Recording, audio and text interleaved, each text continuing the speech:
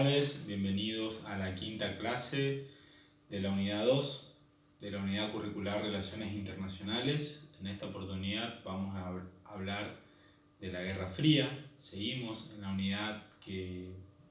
describe e intenta comprender la historia de las relaciones internacionales, y la Guerra Fría es un periodo muy importante y reciente que tiene mucha influencia y muchas consecuencias que hasta hoy en día podemos ver en la actualidad, con muchos conflictos que todavía heredamos de la Guerra Fría y que no fueron resueltos en las relaciones internacionales. Para hablar de la Guerra Fría vamos a hablar o a tocar varios textos en esta unidad, y en esta clase principalmente vamos a hablar del texto de Ricardo Rivera, que el texto se denomina Breves apuntes para un debate, la Guerra Fría, de Ricardo Rivera. Es muy interesante el análisis de Rivera porque además de describir hechos históricos o destacar hechos históricos, hace una periodización de la Guerra Fría muy interesante y novedosa. Divide a la Guerra Fría en 4 grandes períodos. El primer período va desde el final de la Segunda Guerra Mundial hasta el final de la Guerra de Corea, que coincide también con la muerte de Stalin. Es decir, el primer período, que él lo denomina la etapa de la contención, va desde 1945 hasta 1953, periodo de la contención o etapa de la contención. El segundo periodo, él lo denomina la etapa de la distensión, que va desde justamente 1953 hasta 1962, que coincide con el inicio de el gobierno, o de alguna manera el inicio de la época de Nikita Khrushchev en la Unión Soviética hasta su final, y también coincide con el final de la crisis de los misiles que tuvo lugar en Cuba y que fue uno de los conflictos más álgidos de la Guerra Fría. Este periodo entonces él lo denomina el periodo o la etapa de la distensión. El tercer periodo que él va a describir y analizar es un periodo bastante largo que coincide con todo el gobierno o la época de Brezhnev en la Unión Soviética, que va desde 1962 hasta 1982. Y finalmente al tercer periodo él lo denomina la etapa de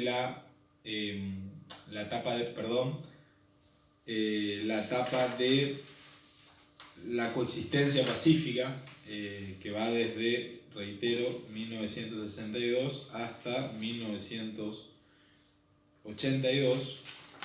Y finalmente el cuarto periodo, la etapa de la cooperación, que este periodo coincide con la muerte de Brezhnev y su salida, los primeros años de Andropov y todo el mandato de Mikhail Gorbachev en la Unión Soviética, y a esta etapa él la denomina la etapa de la cooperación, que va desde 1982 hasta 1989, hasta el final del gobierno de Gorbachev y la caída del muro de Berlín y la implosión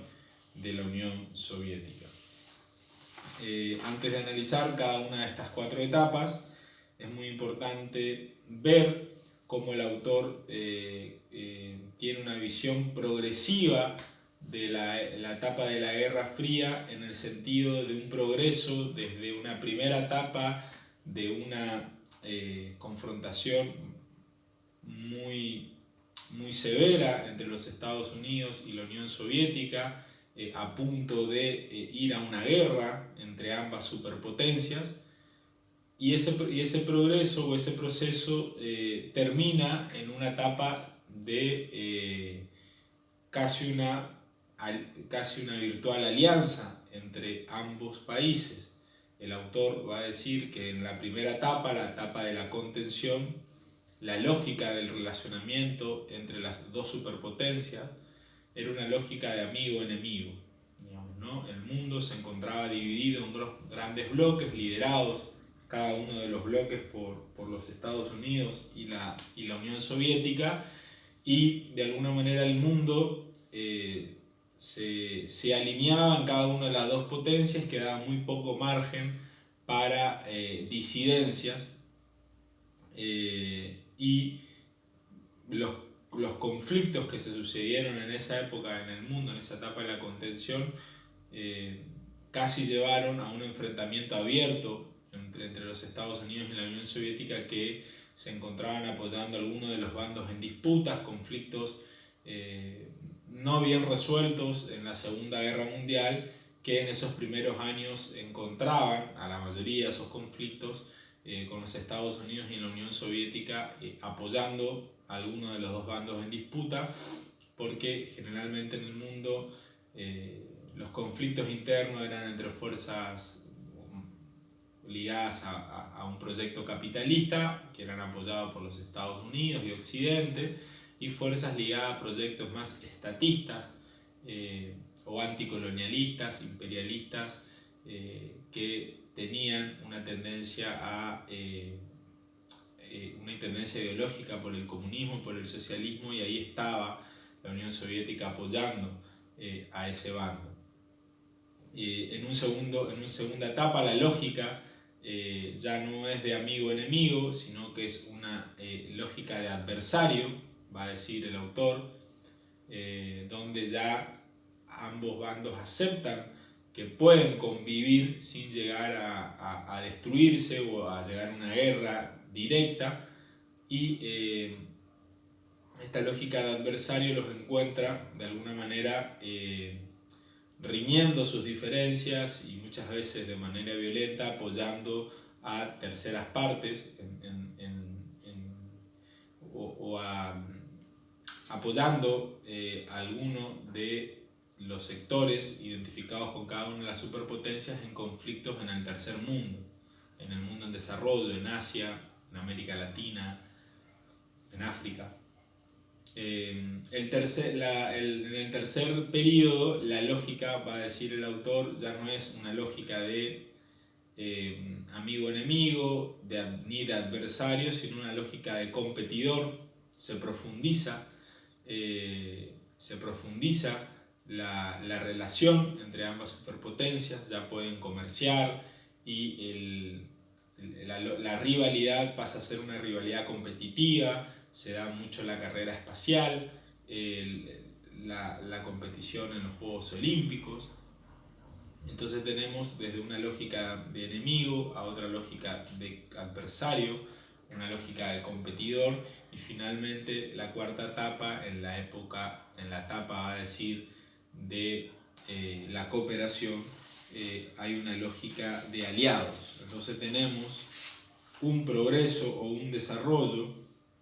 de la Guerra Fría, en donde la lógica de relacionamiento entre las dos superpotencias va evolucionando para el autor desde una lógica de enemigo, pasando por una lógica de adversario, a un tercer momento con una lógica de competidores, y finalmente con una lógica de aliados. Es importante destacar, si bien el autor no lo destaca, pero sí podemos decir que a lo largo de todo esta periodización, que si bien pareciera ser progresiva siguiendo al autor, hay paréntesis o momentos de muy fuertes conflictos, incluso en los periodos o etapas de un buen vínculo, ¿no? Tenemos, la guerra de Corea en la etapa concreta, la contención, donde tenemos un conflicto muy fuerte entre dos estados ya conformados, apoyados cada uno de ellos por alguna de las superpotencias. Tenemos la crisis de misiles en Cuba en el 62, en pleno periodo, si se quiere, de distensión y coexistencia pacífica. Tenemos la guerra de Vietnam, tenemos la crisis del muro de Berlín,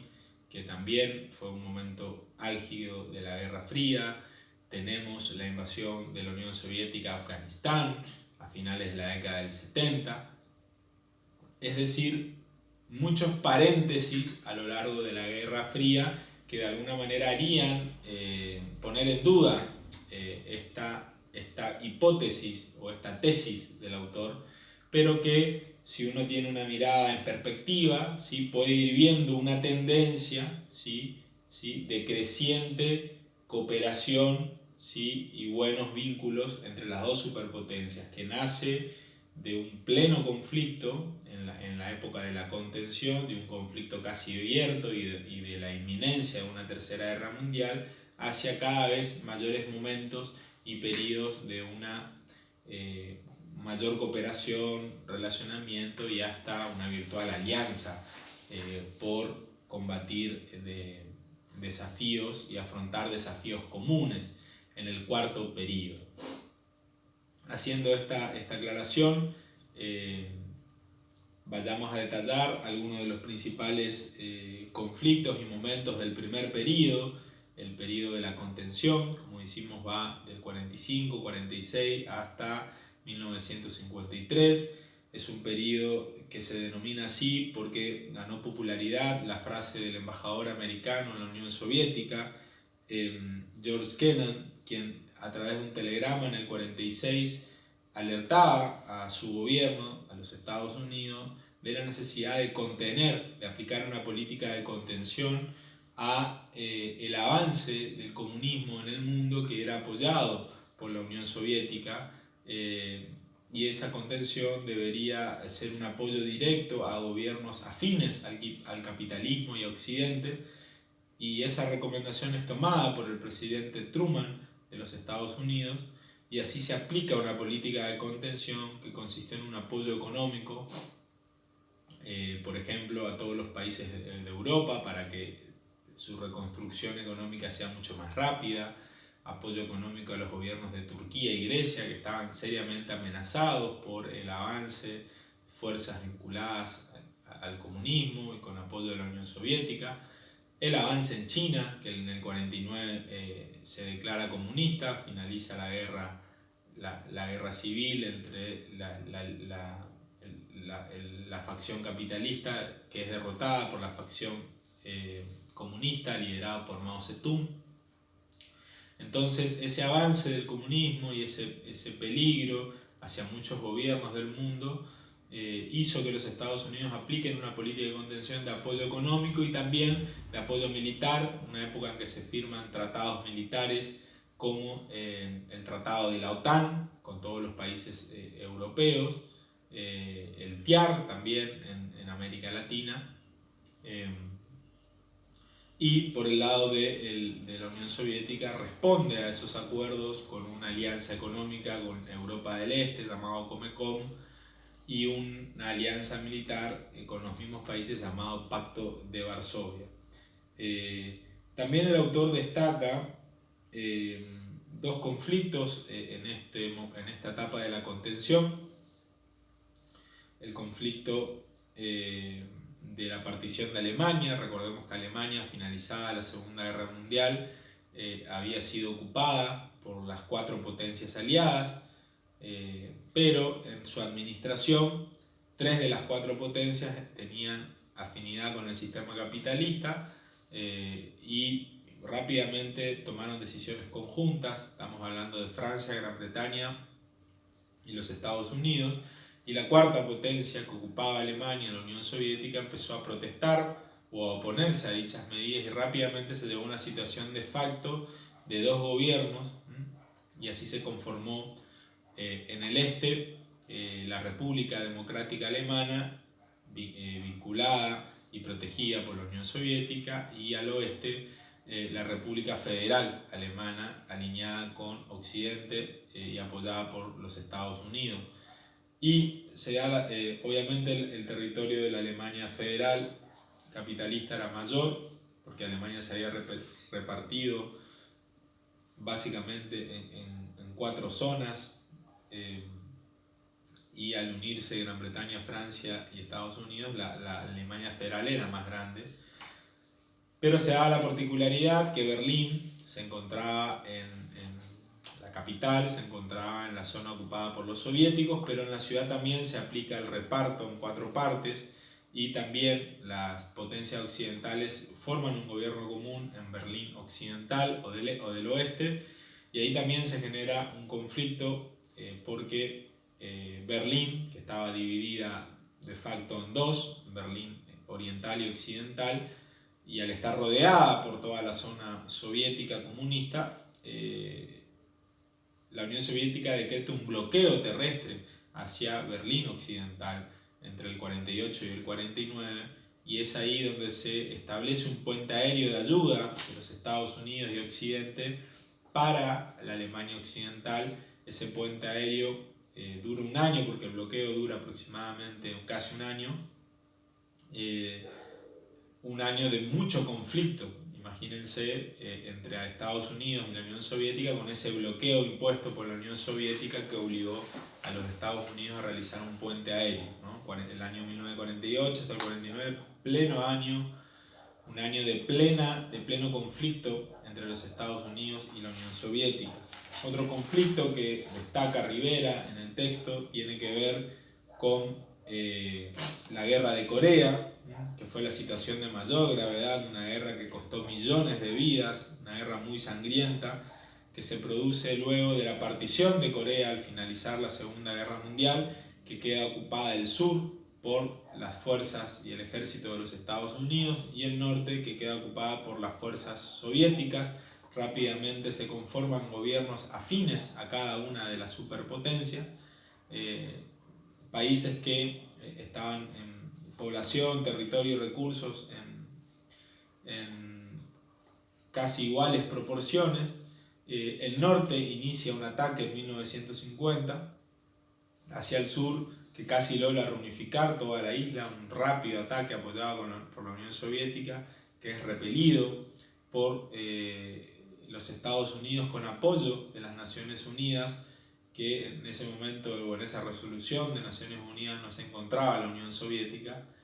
Los Estados Unidos logran hacer retroceder a Corea del Norte, ¿sí?, también hacia una situación de posible reunificación con dominio del sur, pero el apoyo de China en este caso hizo que las cosas vuelvan a como estaba todo antes de iniciarse el primer ataque por Corea del Norte, y se firma un armisticio en el paralelo 38, que hasta hoy en día continúa vigente, y es uno de los conflictos que heredamos de la Guerra Fría. Fue un conflicto en donde se analizó la posibilidad de arrojar la bomba nuclear, pero en 1949 la Unión Soviética había adquirido y había probado con éxito el arma nuclear, y esta situación también va a dar paso a lo que es la segunda etapa, que es la etapa de la distensión, que se produce, que coincide con la muerte de Stalin y la llegada al poder de Nikita Khrushchev, que va a tener una visión muy distinta de la política interna de Stalin, que había sido una política de mucha persecución, de mucha violencia y de mucho totalitarismo en la Unión Soviética, mucha muerte al que no pensaba igual que el gobierno, de poco pluralismo en el país. Nikita Khrushchev quería iniciar un cambio en lo interno, una desestalinización, y también en la política exterior iniciar una política de lo que se denominó el deshielo, es decir, tratar de tener una mejor relación con los Estados Unidos, tratar de entender que el conflicto podía ser evitado, y justamente la posesión de armas nucleares por ambas superpotencias era una gran excusa y un gran elemento disuasorio. En ese momento llegó a gestarse el concepto de la destrucción mutua asegurada. Destrucción mutua asegurada que explicaba de alguna manera el temor de las dos superpotencias a iniciar un ataque directo hacia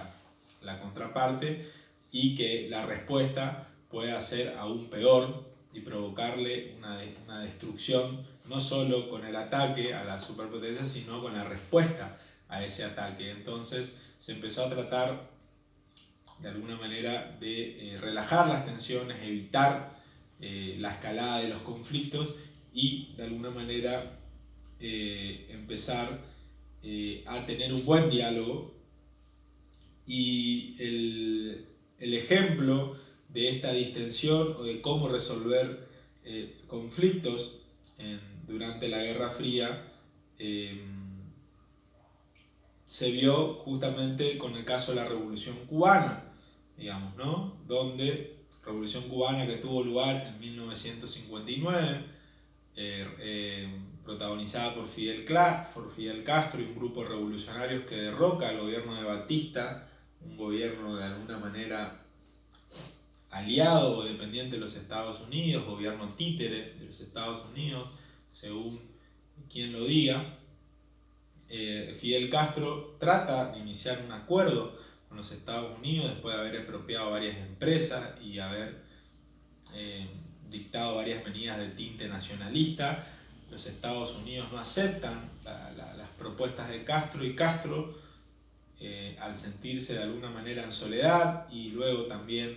de ser atacado en Bahía de Cochinos, un ataque de cubanos apoyado por la CIA, por los Estados Unidos, que logra ser repelido por Fidel Castro. Fidel Castro se vuelca hacia una alianza con el comunismo, con la Unión Soviética, y la Unión Soviética le brinda un apoyo estratégico, económico y militar muy importante y envía misiles a la isla de largo alcance que de alguna manera preocuparon a los Estados Unidos, que inmediatamente en 1962 inicia un bloqueo total a la isla, un bloqueo militar, y exige a Cuba y a la Unión Soviética que retire esos misiles. En ese momento Khrushchev y Kennedy inician una negociación, ¿sí? Que duró varias semanas, y durante todas esas semanas el mundo estuvo en vilo porque parecía inminente una tercera guerra mundial entre los Estados Unidos y la Unión Soviética, con los misiles soviéticos dispuestos en la isla de Cuba. El conflicto se soluciona a través de una negociación que implicó el retiro de los misiles por parte de la Unión Soviética y el compromiso de los Estados Unidos de no atacar a la isla, de no atacar y de no apoyar ninguna ofensiva militar a la isla. Y también la Unión Soviética logra meses después el retiro de los misiles americanos en Turquía, que también generaban desconfianza en la Unión Soviética. Y justamente el temor al ataque nuclear, a la guerra nuclear, un conflicto directo entre ambas potencias, llevó a que el deshielo sea necesario, y así para el autor se pasa a una tercera etapa, que es la etapa de la coexistencia pacífica, que coincide con toda la época de Brezhnev en la Unión Soviética al poder. Se hacía evidente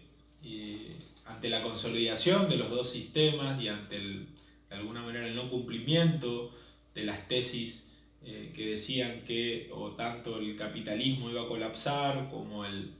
comunismo no iba a funcionar, el fortalecimiento de las dos potencias y de alguna manera sus zonas de influencia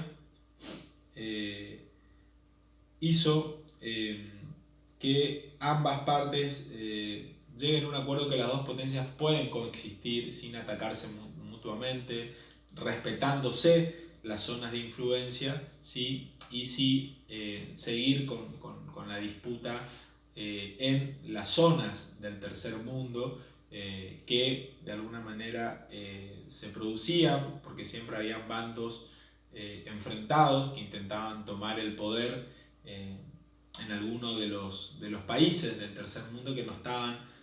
o que no se habían conformado de manera o no se habían consolidado con sus proyectos políticos y económicos y donde siempre surgían conflictos, muchas veces en esos sistemas poco consolidados de algún sector o movimiento con pretensiones de derrocar a un gobierno de facto o un gobierno con poca legitimidad. Esta etapa de la coexistencia pacífica tenía que ver también con una visión de Brezhnev y de la Unión Soviética de no solo respaldar revoluciones socialistas, sino más que nada movimientos pacíficos que pusieran, o democráticos, ¿sí? Como Chile, por ejemplo, en los 70, que pudieran de alguna manera llegar al poder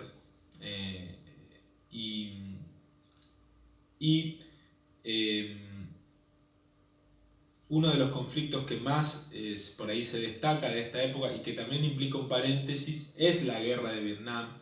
que de alguna manera terminó con la derrota de los Estados Unidos, y en esa época también el convencimiento por parte de muchos líderes de la Unión Soviética de que el capitalismo estaba en una crisis. En esa época de la derrota de Estados Unidos en Vietnam también se produce la crisis por los precios del petróleo en la OPEP. La guerra del 73, del Yom Kippur entre Israel y todo el mundo árabe, también genera un rechazo del mundo árabe, a la mayoría del mundo árabe, a Occidente, y es un periodo que esperanza, o que encuentra a la Unión Soviética esperanzada de lograr un gran avance, ¿sí? en el equilibrio de poder, y ahí, sobre el final de esta etapa de coexistencia, se produce la invasión de la Unión Soviética a Afganistán a finales de la década del 70, que le iba a costar muy caro al país, no solo por la derrota que se produciría en la década del 80, sino en términos de legitimidad y de esfuerzo económico que le implicó a la Unión Soviética esta invasión, y que de alguna manera da inicio a la cuarta etapa para el autor, para Rivera, que es la etapa de la cooperación. Muchos autores, no Rivera, pero muchos autores hablan de una nueva, la etapa de la nueva Guerra Fría, que implica el final de la década del 70 y principio de la década del 80, porque el ataque soviético y el avance soviético en el mundo es visto también en África, muchos países que se vuelcan al socialismo a finales de los 70, la invasión a Afganistán, genera una reacción, una ofensiva de los Estados Unidos con el gobierno de Ronald Reagan, ¿sí? Que le declara una nueva guerra, llamada la Guerra de los Espacios, porque Estados Unidos hace una fuerte inversión en todo su proyecto satelital y misilístico, que de alguna manera muchos autores hablan de una nueva Guerra Fría que provoca, ¿sí? que la Unión Soviética gire hacia una política de resignación y de abandono de la Guerra Fría. No va a ser la visión de Rivera, pero es importante destacar esta visión que muchos autores, sobre todo americanos, tienen de la situación de una nueva Guerra Fría producida por la reacción de Occidente al avance de la Unión Soviética sobre finales de la década del 70, y esta etapa de cooperación que se produce después de la muerte de Brezhnev y con la llegada de Gorbachev al poder, tiene que ver con que la Unión Soviética con los Estados Unidos inician acciones conjuntas en el campo de los armamentos, inician acuerdos para reducir la producción y el dominio de armas nucleares. Se produce una reducción de armamentos estratégicos y nucleares a través de la firma de varios acuerdos. También se produce cooperación en la cuestión ambiental. En esos años se había producido el desastre y el accidente de la central nuclear de Chernobyl, con lo cual la cuestión de cooperación ambiental y la cooperación en armamentos, ¿sí? Son dos nuevos desafíos que encuentran a los Estados Unidos y a la Unión Soviética en una alianza, digamos, en los finales de los 80. También hay acuerdo para que la Unión Soviética retire sus ejércitos de Afganistán. Recordemos que en la guerra de Afganistán, la invasión de la Unión Soviética a Afganistán, la Unión Soviética intenta imponer un gobierno comunista y pelea contra un sector que es apoyado por los Estados Unidos, el sector donde se encontraba Osama Bin Laden, y que después asumen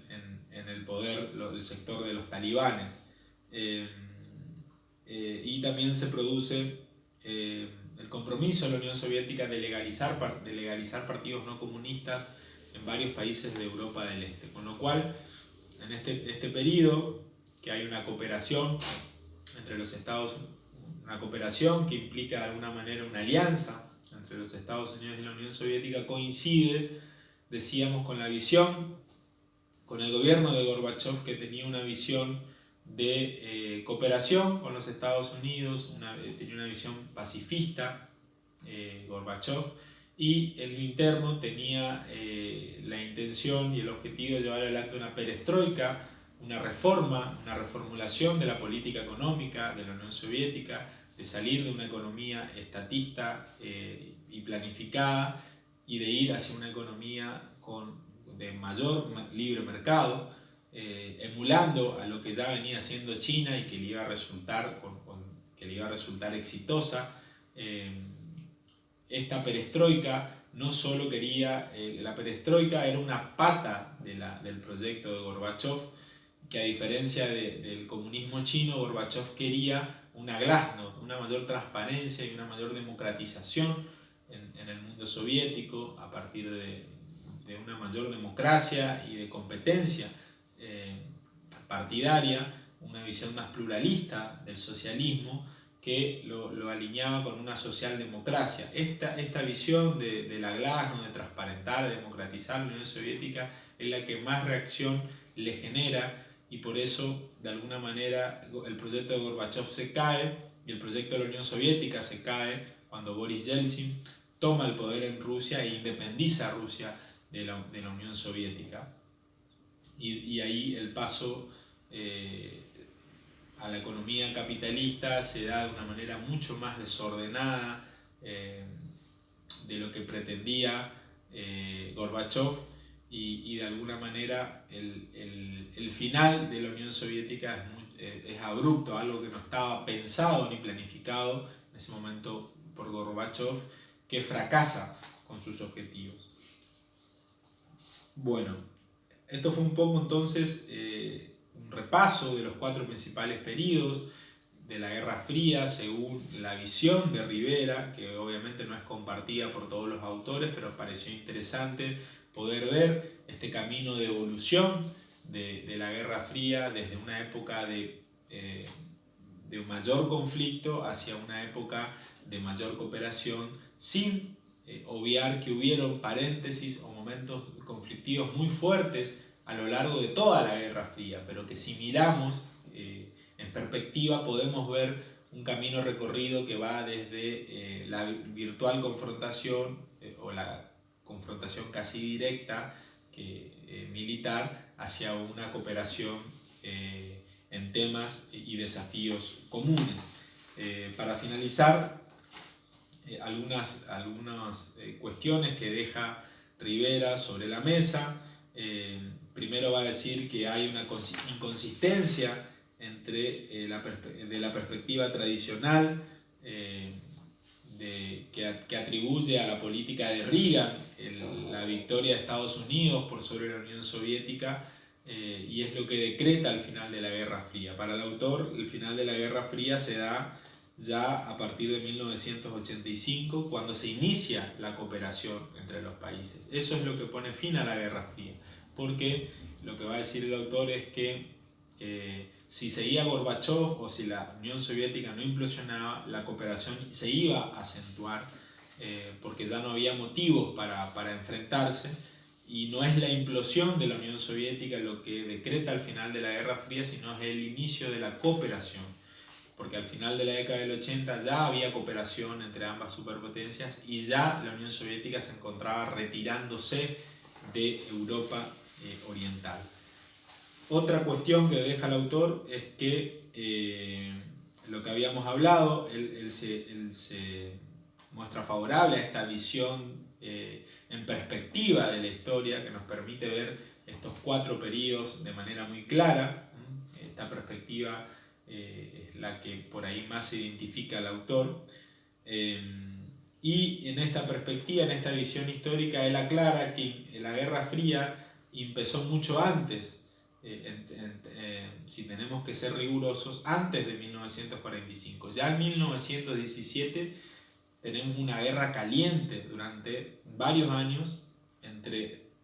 la Unión Soviética y Occidente, liderada por los Estados Unidos, porque al final de la Primera Guerra Mundial hay un ejército invasor que apoya a los blancos o mencheviques que luchaban contra o que intentaban derrotar a los bolcheviques comunistas que habían tomado el poder en 1917. Con lo cual el enfrentamiento entre la Unión Soviética y Estados Unidos y Occidente capitalista se da a partir ya de 1917, no a partir de 1945. Y una tercera cuestión es que podemos analizar a la Guerra Fría desde una perspectiva diferente también, que tiene que ver a entender que la Guerra Fría puede ser vista como el intento de un sector de países del mundo de alejarse y de apartarse a la economía global capitalista que venía desarrollándose desde el siglo XV en adelante y que venía cada vez sumando a territorios a este proyecto de economía capitalista globalizada. El intento del bloque comunista, ¿sí?, liderado por la Unión Soviética, de alguna manera fue un intento de salirse de este sistema económico global capitalista, y justamente la integración de la Unión Soviética y Europa del Este y todos sus aliados a la economía capitalista puede ser vista como el final de la Guerra Fría, porque la principal razón de la Guerra Fría para esta visión había desaparecido, que era el intento de desarrollar un proyecto económico, político, social, cultural diferenciado de esa economía capitalista que venía creciendo a lo largo de los últimos siglos. Espero que les haya gustado esta clase y seguimos en contacto por los canales virtuales y presenciales.